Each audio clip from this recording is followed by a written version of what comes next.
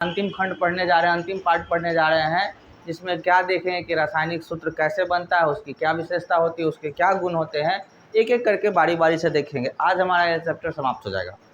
अगर ध्यान से पढ़ेंगे तो ये ऐसी चीज़ आज हम लोग पढ़ने जा रहे हैं जो आपको, अब ये तो अभी हम लोग पढ़ रहे हैं कक्षा 9 में, लेकिन आगे चल के भी पढ़ेंगे तो आपको रासायनिक सूत्र के बारे में कैसे होता है, बेसिक चीज़ है। जैसे ही बच्चे क्या होते हैं क्लास 11th के बाद 11th में जाते हैं, 12th में जाते हैं, तो केमिस्ट्री उसके लगता है कि सर का क्या कहते हैं, बहुत टेंशन वाला बात है। केमिस्ट्री लगभग बच्चों को कंफ्यूज करता है। तो कारण क्या है, कंफ्यूज होने का कारण क्या है, उतना टफ होता है? टफ होता नहीं है, टफ उसे हम लोग बना देते हैं। क्यों? क्योंकि हमें बेसिक्स जानकारी है ही नहीं। हमें क्या कहते हैं, न परमाणु संख्या पता है, न परमाणु पता है, न अणु पता है, उसका द्रव्यमान पता है, कैसे उसका रासायनिक सूत्र लिखते हैं, उसका संकेत क्या होता है, कुछ पता ही नहीं है। पीरियोडिक टेबल का नाम ही नहीं सुना, अचानक से वो सारी चीज़ें सुनेंगे तो कहाँ समझ में आएगा। हमारा बेस ही ठीक नहीं रहेगा तो आगे कहाँ से समझ में आएगा। तो आज हम लोग बेसिक चीज़ पढ़ने जा रहे हैं। क्या? रासायनिक सूत्र। सिंपल सा डिफिनीशन क्या होता है, केमिकल क्या होता है, रासायनिक सूत्र यानी केमिकल फॉर्मूला क्या होता है। तो सपोज दैट अगर हमारे पास अगर बोला जाए पानी, क्या बोला जाए, पानी का रासायनिक सूत्र क्या हो जाएगा, H2O, है ना। तो उसी प्रकार से बोला गया है क्या कि रासायनिक सूत्र होता क्या है, तो किसी यौगिक का रासायनिक सूत्र उसके संगठन के प्रतीकात्मक निरूपण होता है। निरूपण क्या होता है, संगठन का प्रतीकात्मक निरूपण क्या होता है, यौगिक क्या होता है। तो हमने पढ़ा था क्या कि परमाणु क्या होता है। तो किसी पदार्थ का सबसे सूक्ष्मतम कण जिसे तोड़ा नहीं जा सकता उसे क्या कहते हैं, परमाणु कहते हैं। जब परमाणुओं को मिलाते हैं तो क्या होता है, अणु का निर्माण होता है। जब कई परमाणु अणुओं को एक साथ मिलाते हैं, चाहे वो एक ही प्रकार का हो या विभिन्न प्रकार का हो, तो क्या बनता है, यौगिक बनता है। जब बोला गया है दो या दो से अधिक तत्व आपस में मिलते हैं तो मिलने के बाद एक नए क्या कहते हैं, तत्व का निर्माण होता है। उस तत्व को हम लोग क्या कहते हैं, यौगिक कहते हैं। ठीक है, यानी उसे हम लोग इंग्लिश में क्या कहते हैं, कंपाउंड्स कहते हैं। ठीक है, तो इंग्लिश में भी कह सकते हैं व्हेन टू और more than two elements combine together then create a new element, that element is known as compounds. ठीक है, तो बोला गया है क्या कि जब दो या दो से अधिक क्या होता है, यौगिक क्या कहते हैं, अणु मिलते हैं तो यौगिक का। और उन यौगिकों के अंदर कभी हम लोग देखे हैं H2O को ऐसे लिख देते हैं, OH2 ऐसा लिखते हैं, नहीं लिखते हैं। तो लिखने का एक रूल होता है, पैटर्न होता है। वही बोला गया है क्या कि यहाँ पर किसी यौगिक का रासायनिक सूत्र उसके संगठन का प्रतीकात्मक निरूपण होता है। प्रतीकात्मक मतलब क्या होता है, जिस तरह से क्या होता है, कैसे हाइड्रोजन का जुड़ा होगा, कैसे ऑक्सीजन का जुड़ा होगा, कैसे कौन से तत्व का जुड़ा होगा, पॉजिटिव वाला कैसे जुटेगा, निगेटिव वाला कैसे, उसका एक रूल होता है, एक वे होता है। ठीक है, तो अभी कुछ नहीं समझना है, रासायनिक सूत्र रहता क्या है। तो जब तत्वों को हम लोग यौगिकों को एक सजा के एक उसके क्या कहते हैं गुणों के आधार पर लिखते हैं तो वो क्या कहलाता है, रासायनिक सूत्र। इसका एग्जाम्पल हमारे पास क्या है, पानी का रासायनिक सूत्र H2O। उसी प्रकार से अगर सोडियम क्लोराइड की बात की जाए तो उसका रासायनिक सूत्र NaCl। इस तरह से अनेकों एग्जाम्पल है। हाइड्रोजन क्लोरिक अम्ल को HCl को क्या कहेंगे, हाइड्रोक्लोरिक अम्ल। ठीक है, उसी तरह से हमारा ग्लूकोज होता है, शुगर होता है, सबका अपना अपना रासायनिक सूत्र होता है। ठीक है, तो अभी तक हमने क्या समझा कि रासायनिक सूत्र होता क्या है। अब रासायनिक सूत्र को जब हम लोग समझ लिए तो भाई इसकी विशेषता क्या होती है। अगर सूत्र का डिफिनीशन याद भी नहीं है और रासायनिक केमिकल फार्मूला का डिफिनीशन याद भी नहीं है, अगर विशेषता लिख देंगे तो वही उसका डिफिनीशन हो जाएगा। ठीक है, अब इसकी विशेषता क्या है हम लोग देखेंगे एक एक करके। बोला गया है क्या, रासायनिक सूत्र के संगठनों की संयोजकताएं या आवेश बराबर होनी चाहिए। अब बोला गया संयोजकता और आवेश बराबर होना चाहिए, यानी कि अगर 2 प्लस है तो उधर 2 माइनस होना चाहिए। क्या बोला गया कि अगर कभी कंपाउंड कब बनेगा, रासायनिक सूत्र कब बनेगा, जब उधर प्लस है तो उधर भी क्या कहते हैं, माइनस होना चाहिए। अगर क्या कहते हैं इधर भी 4 प्लस है, मान लेते हैं इधर क्या कहते हैं 3 प्लस है और इधर क्या है 3 माइनस है, तो ये दोनों आपस में क्या करेगा, बॉन्डिंग कर लेगा। लेकिन अगर क्या कहते हैं 3 प्लस नहीं है, ये 2 प्लस है, तो क्या जुटेगा, नहीं जुटेगा, या जुटेगा भी तो उस पर चार्ज आ जाएगा। तो बोला गया है क्या कि उसकी पहली विशेषता क्या होती है, रासायनिक सूत्र के संगठनों का संयोजकताएं का आवेश जो होना चाहिए बराबर होना चाहिए। आवेश बराबर होने का मतलब, आवेश 2 प्रकार का होता है, धन आवेश और ऋण आवेश। अब देखो जैसे कि हमारे पास क्या है, सोडियम ऑल क्लोराइड, दोनों को मिला दिए तो बन गया क्या, सोडियम क्लोराइड। ठीक है, अब क्या कहते हैं आवेश कैसे बराबर होगा, यहाँ पे हम लोग देखेंगे आवेश कैसे बराबर होगा। तो इसको क्या, इसका होता है 2 8 और क्या 1, और इस पर क्या होता है 2 8 और 7। तो ये क्या करेगा, एक इलेक्ट्रॉन लेगा, ये क्या करेगा लेगा, यानी कि गेन करेगा, और सोडियम क्या करेगा लूज करेगा, यानी कि देगा।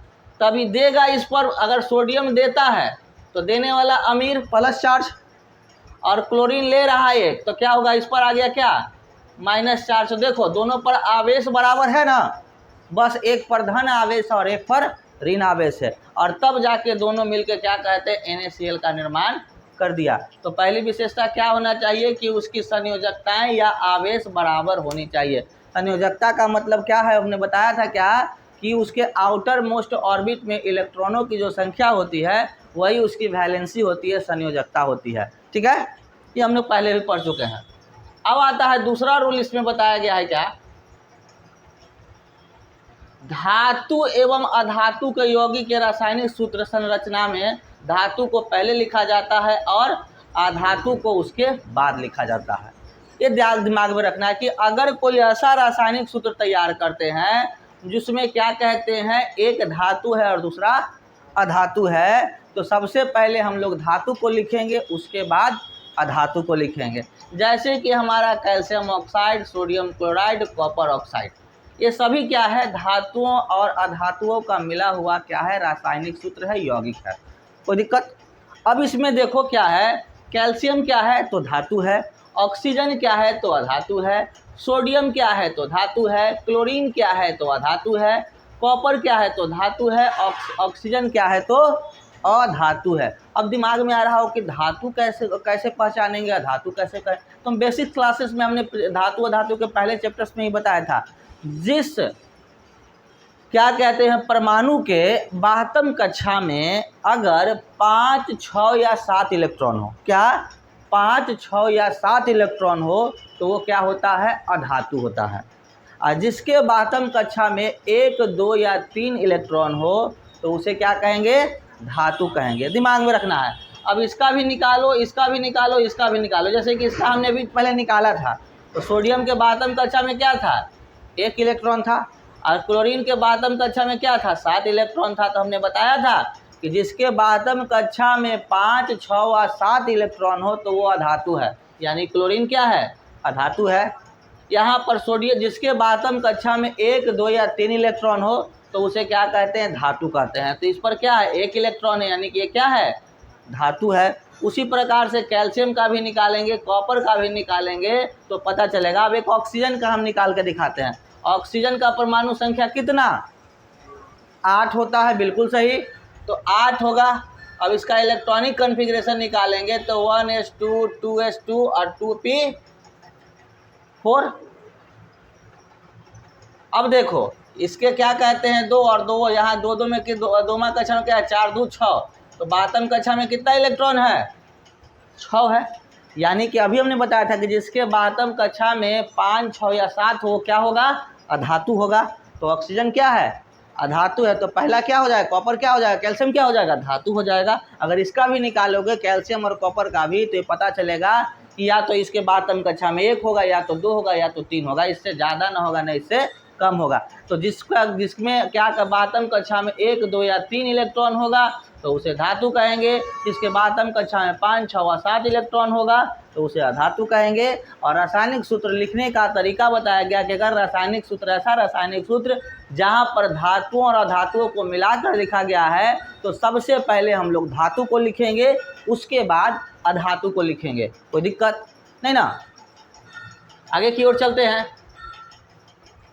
बड़ा ही बेसिक और बड़ा ही आसान तरीका से पढ़ा रहे हैं। अगर इसको ध्यान से देख लो तो क्या कहते हैं भूलोगे नहीं, लेकिन अगर देखोगे तो नहीं का बुलाते हैं कि ओके आए सब रहता है गायब, हमारा क्या रहेगा, हम तो पढ़ा रहे हैं। अगला इसका रूल क्या है, बहुप्रमाणिक आयन के रासायनिक सूत्र में आने वाले स्थिति में इस आयनों को ब्रैकेट में रखा जाता है, और फिर संयोजक अथवा आवेश को ब्रैकेट के नीचे लगाते हैं। ब्रैकेट मतलब कि ब्रैकेट, ये जो हमारा ब्रैकेट है उसी के बारे में बोला गया है कि अगर हमारा एक होता है, हमने बताया था क्या, कंपाउंड की बात किया था, तो एक होता है कॉम्प्लेक्स कंपाउंड।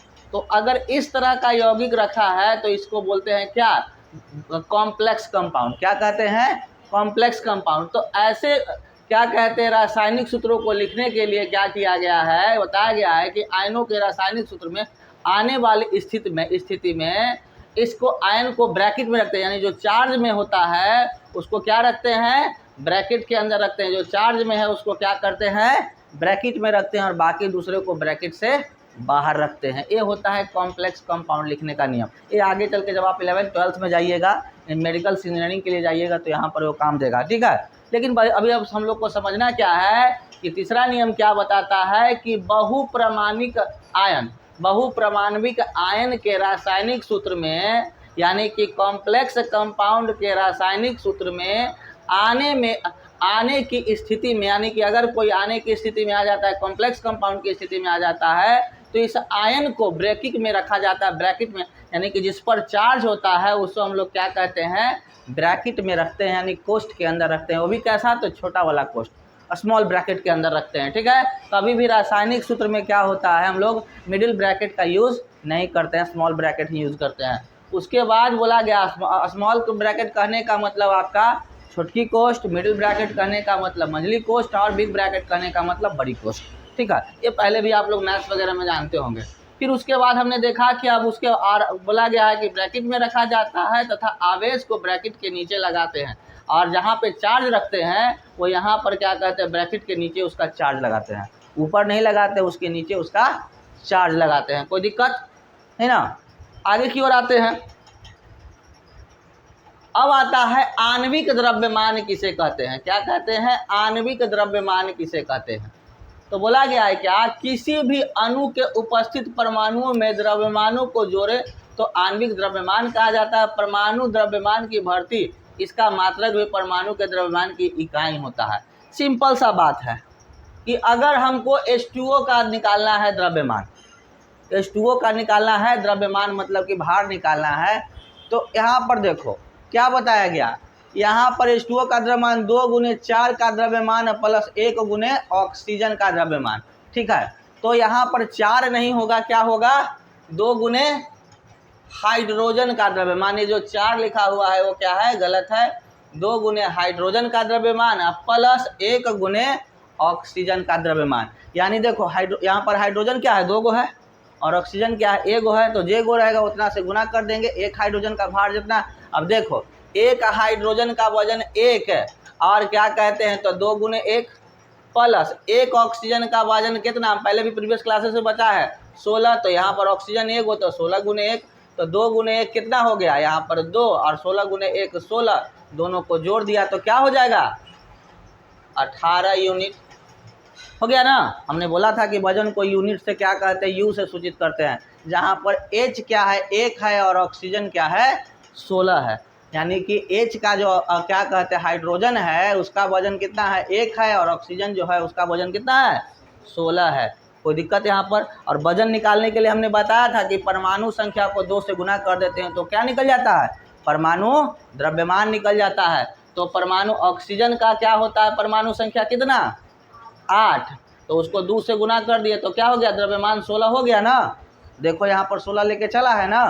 तो इस तरह से हम लोग परमाणु द्रव्यमान निकाल सकते हैं, ठीक है। अब आप लोग को कुछ होमवर्क के रूप में दे देते हैं जो कि आप लोग निकाल के लाइएगा घर से। लिख देते हैं जैसे कि आपको क्या करना है, निकालना है NaCl, उसके बाद आपको निकालना है H2O तो हो ही गया है, आपको क्या कहते हैं CuO निकालना है, उसके बाद NH3 निकालना है, P2O5 निकालना है, N2O5 निकालना है। ये सारे क्या कहते हैं कंपाउंड्स का, यौगिक का या रासायनिक सूत्रों का आप लोग को द्रव्यमान, परमाणु द्रव्यमान निकाल के लाना है। जब अपलोड करेंगे तो वहाँ से लिख लीजिएगा और लिख के बना के लाइएगा, कोई दिक्कत नहीं ना। आगे की ओर चलते हैं। तो इसीलिए जब हम कुछ लिखवाएं यहाँ पे बोर्ड पे भी, जो लिखा हुआ के अलावा उसको भी नोट करते चलना है। अब आता है सूत्र का इकाई द्रव्यमान क्या होता है। सूत्र का इकाई द्रव्यमान क्या होता है, तो किसी पदार्थ का सूत्र का इकाई द्रव्यमान सीधा है ना, थोड़ा सा हो गया है, देखिए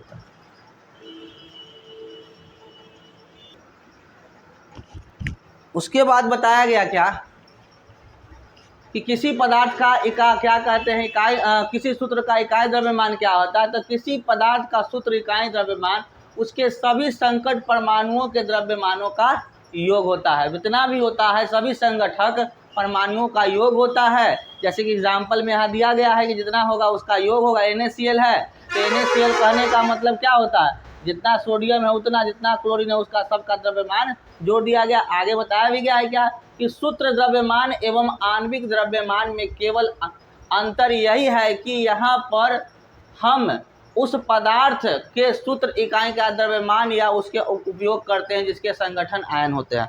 मतलब कहा गया है क्या कि सूत्र द्रव्यमान और आणविक द्रव्यमान में क्या अंतर होता है। तो बोला गया क्या कि सूत्र द्रव्यमान मतलब जो सूत्र है जिसमें जितना सोडियम हो गया, यहाँ पर एग्जाम्पल है सोडियम क्लोराइड, तो जितना सोडियम है उसको उतना से अगर मान लेते हैं यहाँ पर रहता 3 NaCl, तो यहाँ पर क्या करते हैं 3 से गुना करते। अगर 3 NaCl2 रहता तो यहाँ पर 2 गो है, तो यहाँ पर भी क्लोरीन में क्या करते, यहाँ पर 2 से गुना करते ना। तो जितना यहाँ पर बोला गया है क्या कि रासायनिक सूत्र का जब द्रव्यमान निकालते हैं, जितना उसके अंदर क्या होता है परमाणु होता है, उससे उसको गुना करके उसका द्रव्यमान टोटल को जोड़ देते हैं, क्या हो जाता है उसका परमाणु द्रव्यमान निकाल जाता है। तो इकाई द्रव्यमान कहने का मतलब होता है कि अगर मान लेते हैं कि अगर क्या होता है NH3 है, NH3 है, तो नाइट्रोजन का परमाणु संख्या कितना 7, तो परमाणु द्रव्यमान कितना 14, सिंपल सा। तो 14 हो गया, तो यहाँ पर लेके चले 14, और यहाँ पर क्या कहते हैं हाइड्रोजन क्या हो जाएगा, ये 3 गो, तो 3 गुने 1 हो जाएगा ना, तो 14 3 17, ये क्या हो गया 14 3 17 क्या हो गया, रासायनिक सूत्र का द्रव्यमान हुआ। लेकिन इकाई द्रव्यमान क्या हो जाएगा, एक नाइट्रोजन और एक हाइड्रोजन, 14 + 1 क्या हो गया 15। इकाई एक एक को लेकर चलना है, जितना उसमें सूत्र में दिया हुआ है संख्या ना उतना में रासायनिक सूत्र द्रव्यमान में जितना सारा दिया हुआ है सबको जोड़ देना है। लेकिन अगर इकाई सूत्र बोला जाएगा तो उसका एक यूनिट, उसका एक यूनिट, जितना जो रासायनिक सूत्र में उपयोग किया गया उसके सारे सिर्फ एक एक को लेके क्या कर देना है, जोड़ देना, जो हो जाएगा तो रासायनिक सूत्र का इकाई द्रव्यमान हो जाएगा। कोई दिक्कत, इकाई का मतलब ही क्या होता है एक, यानी कि यूनिट। कोई दिक्कत, आगे की ओर चलते हैं।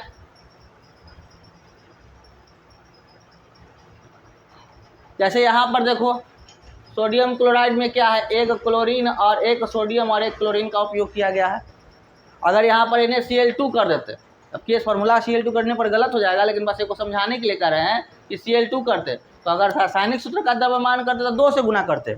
लेकिन अगर क्या कहते हैं सिर्फ रासायनिक सूत्र का इकाई द्रव्यमान कर रहे हैं तो सिर्फ एक एक को लेकर चल रहे हैं, 2 को लेने की जरूरत नहीं है। कोई दिक्कत, आगे की ओर चलते हैं।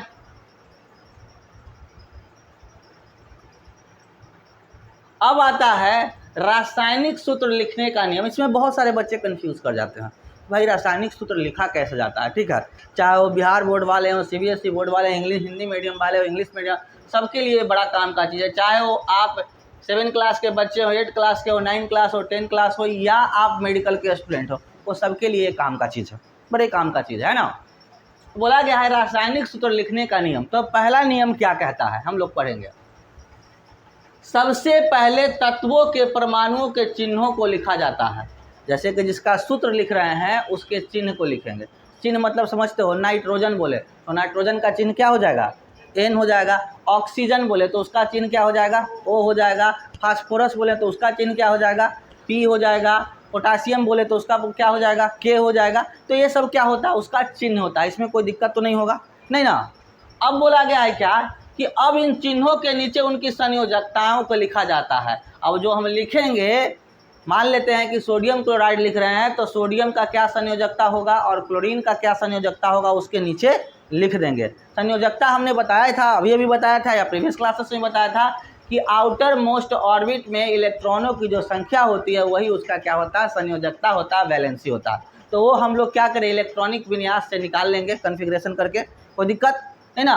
अब आता है तो हमने दूसरा नियम देख लिया, इसके अंदर क्या कहते हैं, नियम का तीसरा रूल हम देखेंगे कि अब संयोजकता के परमाणुओं की संयोजकता को उसको क्रॉस करेंगे, मतलब तिरछा तिरछी कर देंगे, प्लस वाला को माइनस वाला तरफ और माइनस वाला को प्लस वाला तरफ, यानी 2 प्लस लेगा तो 2 माइनस जाएगा, 2 माइनस जाएगा तो 2 प्लस जाएगा। ठीक है, जैसे कि कुछ इस तरह से हम लोग कर लिए कि हम ले लेते हैं सोडियम क्लोराइड। पहले तो हमने क्या किया, जिसको था लिख लिए, उसके बाद इसकी संयोजकता लिख लिए 1 और इसकी संयोजकता लिख लिए क्या हो जाएगा, इसकी संयोजकता कितनी होती है, इसके आउटर मोस्ट ऑर्बिट में 7 हो गया, बाहरतम कक्षा में 7 इलेक्ट्रॉन ना, तो 7 हो गया। अब संयोजकता के परमाणुओं की संयोजकताओं को क्रॉस कर देते हैं, यानी इसको इधर लेके चल गए और इसको इधर लेके चले गए, तिरछा तिरछी कर दिए। उसके बाद बोला गया है क्या कि परिणाम स्वरूप पहला परमाणु दूसरे परमाणु के संयोजकताओं को ग्रहण करेगा, यानी कि इसकी संयोजकता जो है वो क्या करेगा, क्लोरीन ग्रहण करेगा। तो हो गया, इस पर एगो ग्रहण कर लिया तो क्या हो गया, इस पर एगो क्या हो गया, माइनस चार्ज आ गया। और क्या हुआ, इसका ग्रहण कर लेगा तो इस पर क्या आ जाएगा, एक प्लस चार्ज आ जाएगा, आ गया। तो इस तरह से प्लस और माइनस चार्ज का ग्रहण, यानी इसका ई ग्रहण कर लेगा और इसका ई ले लेगा, यानी एक दूसरे का वो ले लेगा, कोई दिक्कत। उसके बाद बोला गया है क्या, आगे की ओर चलते हैं। ग्रहण करने के बाद बताया गया है क्या कि संयोजकता को क्रॉस करके रासायनिक सूत्र तैयार कर देते हैं। अब इस तरह से क्या कहते हैं, हमने क्या किया, उसका वो ले लिया और हमारा जैसे कि था सोडियम क्लोराइड तैयार हो गया। ये पहला नियम है, सबसे सिंपल वाला। क्या किया गया कि सबसे पहले जो जो रासायनिक सूत्र में जो तत्व थे उसको सीधा सीधी लिख लिया। लिखने के बाद दूसरा क्या किया कि उसकी संयोजकता लिख दिया, जिसका जितनी संयोजकता है, अगर 1 है तो 1, 2 है तो 2, 3 है तो 3, 4 है तो 4, 5 है तो 5, 6 है तो 6, 7 है तो 7, 8 रहेगा तो रासायनिक अभिक्रिया में भाग नहीं लेगा, क्योंकि वो इनर्ट गैस अक्रिय गैस हो जाएगा। ठीक है, तो लिख देंगे। लिखने के बाद इसका ऊ ले लेगा और उसका ऊ ले लेगा, दोनों, तुम्हारा वाला हम ले लिया, उसका वाला वो, हमारा वाला वो ले लिया, और तब जाके बॉन्डन करके रासायनिक सूत्र बन गया। तो ये पहला नियम था, कोई दिक्कत। नियम दूसरा आता है कि जब संयोजकता होती है तो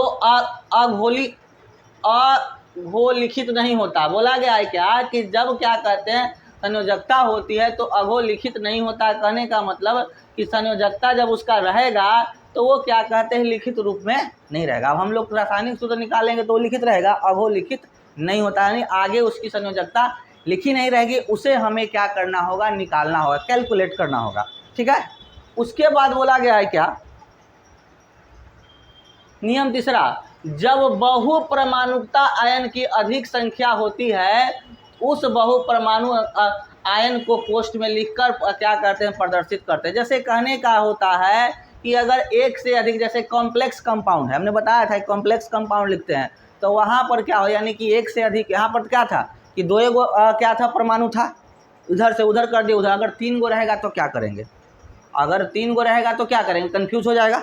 तो उसको क्या कहते हैं, लिखने के लिए बोला गया है क्या कि एक को जिस पर चार्ज बच जाएगा उसको कोष्ठ में, जैसे कि हमने क्या पढ़ा था, अभी देखा था कि NH3 था OH के क्या कहते हैं, होल 5, इस टाइप से। तो क्या करेंगे, यहाँ पर जो होगा और इस पर तो क्या होगा, जो बहुप्रमाणिक होगा उस पर क्या कहते हैं, किसी का उसको कोष्ठ के अंदर लिख के उसका चार्ज नीचे दे देंगे। ठीक है, ये होता है कॉम्प्लेक्स कंपाउंड का। अब यहाँ पर क्या है, कुछ एग्जाम्पल दिया गया है, जैसे कि बनाया गया है H2S। क्या बनाया गया, H2S। हाइड्रोजन का परमाणु संयोजकता कितना, 1, और क्या है, सल्फर का परमाणु संयोजकता कितना, 2।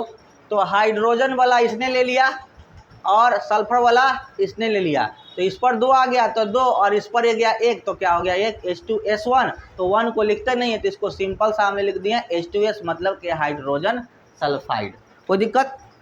उसी तरह से क्या कहते हैं, यहाँ पर क्या हुआ, हमने जैसे सोडियम क्लोराइड का ही लिखा था, तो क्या हुआ, यहाँ पर क्या हुआ, इसका एक इसने ले लिया और इसका एक इसने ले लिया, तो क्या हुआ, सीधा सीधा एक एक लिया, तो क्या हो गया, सोडियम क्लोराइड। एक लिया एक दिया, भले 7 था 8 था अलग से, लेकिन क्या हुआ, इसका सोडियम का एक लिया और क्लोरीन का क्या का सोडियम का एक दिया और क्लोरीन इधर से ये ले लिया, दोनों एक एक का लेन देन न किया चार्ज का। तो यहाँ पर भी क्या कर रहा है, यहाँ पर एक का क्या कर रहा है, इधर दे रहा है और इस एक ले रहा है और 2 दे रहा है। तो जितना जिस पर जाएगा मतलब कि लेन देन होगा, क्रॉस होगा, वही उस पर चार्ज आ जाएगा। जैसे कि एक और एग्जाम्पल है CO, कार्बन का संयोजकता कितना होता है, 4 होता है। जब उसका निकालोगे इलेक्ट्रॉनिक कन्फिगरेशन तो उसकी वैलेंसी कितनी होगी, 4। और ऑक्सीजन का हमने अभी कुछ देर पहले निकाला था 2। तो क्या हुआ, ऑक्सीजन वाला 2 कार्बन ले लिया और कार्बन वाला 4 कौन ले लिया, ऑक्सीजन ले लिया। तो यहाँ पर क्या हो गया, C2O4, C2O4। अब देखो 2 और 4, तो 2 और 4 में क्या हो जाएगा, 2 और 4 ये कॉमन आ जाएगा, इसमें से क्या 2 कॉमन आ जाएगा, तो क्या बचेगा, 1 और 2 बचेगा ना। तो यहीं पर यहाँ से कॉमन ले लिया तो कार्बन 1 और ऑक्सीजन 2, कार्बन डाइऑक्साइड, कोई दिक्कत। उसी प्रकार से देखो यहाँ पर एक हाइड्रोजन है और एक क्लोरीन है, हाइड्रोजन की भी संयोजकता 1 और क्लोरीन की भी संयोजकता 1। तो हाइड्रोजन ने 1 लिया और क्लोरीन वाला और हाइड्रोजन को अपना वाला 1 दे दिया, तो दोनों 1-1 का लेन देन किया। तो क्या बन गया, H1C1, यानी कि सॉरी यहाँ Cl था ना जी, तो यहाँ पर मिस्टेक है, HCl, H1Cl1। अब एक एक को लिखने की जरूरत, तो सीधा सीधे लिख दिए HCl, हाइड्रोक्लोरिकम, कोई दिक्कत, सिंपल भाषा में है। उसके बाद आते हैं मैग्नीशियम क्लोराइड का। मैग्नीशियम वाले ने क्या किया, 1 लिया और इसका संयोजकता 2 था और इसका संयोजकता 1 था। तो क्लोरीन ने 2 लिया और क्या कहते हैं, मैग्नीशियम ने क्या लिया, 1 लिया, क्रॉस किए तिरछा तिरछी। तो मैग्नीशियम पर क्या हो गया, 1 आ गया और क्लोरीन पर कितना आ गया, 2 आ गया ना। तो इसको क्या लिखेंगे, MgCl2, मैग्नीशियम क्लोराइड। उसी प्रकार से हम लोग एल्युमिनियम का किए हैं, उसी प्रकार से क्या है, कैल्शियम ऑक्साइड का किए हैं, और उसी के प्रकार से क्या है, सोडियम NO3 का किया है। बारी बारी से हमने एक किया है, कोई दिक्कत नहीं ना। तो इस तरह से हम लोग क्या करते हैं, आसान से आसान तरीके से क्या करते हैं, रासायनिक सूत्र को लिखते हैं और कंपाउंड्स का निर्माण करते हैं, यौगिक का निर्माण करते हैं। कोई दिक्कत यहाँ तक नहीं ना। बड़ा ही एक काम का चीज़ था जिसमें बहुत लोग कंफ्यूज करता है, कैसे लिखा जाता है, कैसे लिखा जाता है, कैसे लेन देन होता है, कैसे बॉन्डिंग होता है। बड़े ही काम का चीज़, अगर इसको ध्यान देख रखोगे तो बड़े ही काम का, आगे चल के भी काम देगा। ये सब चीज़ें अगर तुम क्या कहते हैं, मेडिकल जो सब पढ़ रही है 11th-12th वाला से पूछोगे ना तो क्या कि ना आता है। क्यों, क्योंकि वो सब अपना ज़माना में पढ़ा ही नहीं है। ऐसे ही क्लास में सर पढ़ाते होंगे तो बंक मार देता होगा, है ना। अब आते हैं कि आयन किसे कहते हैं। तो बोला गया है क्या कि आयन क्या होता है।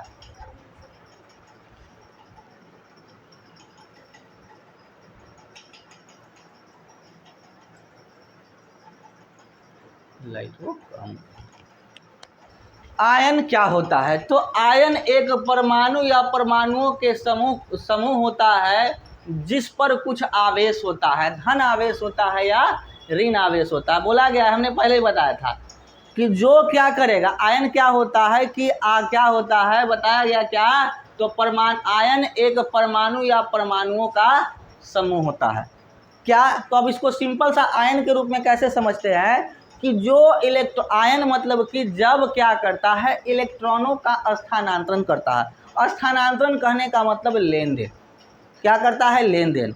तो लेन देन करता है, तो जो लेता है उस पर क्या कहते हैं, माइनस चार्ज आता है, ऋण आयन हो जाता है, और जो देता है उस पर धन आयन आ जाता है। तो जो लेन देन का होता है उसी को आयनों का समूह कहते हैं। किसने कितना लिया, किसने कितना दिया। जो 2 लेगा तो उस पर 2 माइनस, जो 2 देगा उस पर क्या 2 प्लस, है ना।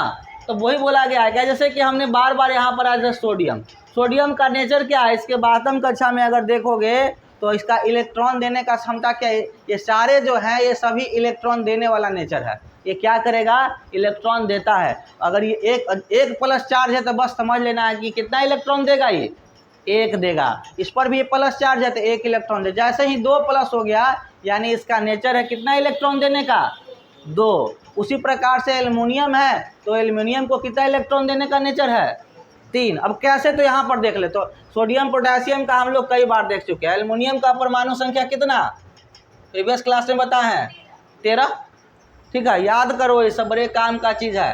तो इसका निकालेंगे तो 1s2 2s2 2p6 और 3s2। अब यहाँ देखो 6 4 6 2 8 2 10 2 12, ये क्या हो गया। अब उसके बाद इसको p में जाएगा तो 3p1 तो 13 हो गया।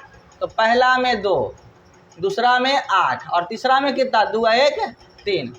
ये इलेक्ट्रॉन देने अब 3 है तो हमने बताया था कि जिसके बाद हम कक्षा में 1 2 या 3 होगा उसका प्रवृत्ति क्या होता है देने का। तो ये 3 देगा तो इसीलिए इस पर 3 प्लस चार्ज आ जाएगा ना। तो इस तरह से क्या है हम लोग प्लस और माइनस चार्ज का क्या करते हैं निर्धारण करते हैं। उसके बाद उसी तरह से क्या कहते हैं क्लोरीन है 1 लेगा इसलिए 1 माइनस चार्ज, सल्फर है 2 लेगा इसलिए 2 माइनस चार्ज, OH है तो OH मतलब 1 लेगा तो इस पर 1 माइनस चार्ज। उसी प्रकार से SO4 2 माइनस है तो ये 2 लेगा इसीलिए क्या कहते हैं इस पर 2 माइनस चार्ज। इसको देख के भी हम लोग अगर कोई रिएक्शन देखेंगे सूत्र देखेंगे, अगर जितना उस पर प्लस चार्ज है उतना इलेक्ट्रॉन देगा और जितना उस पर माइनस चार्ज है उतना इलेक्ट्रॉन लेगा, कोई दिक्कत नहीं ना। उसके बाद आगे की ओर चलते हैं।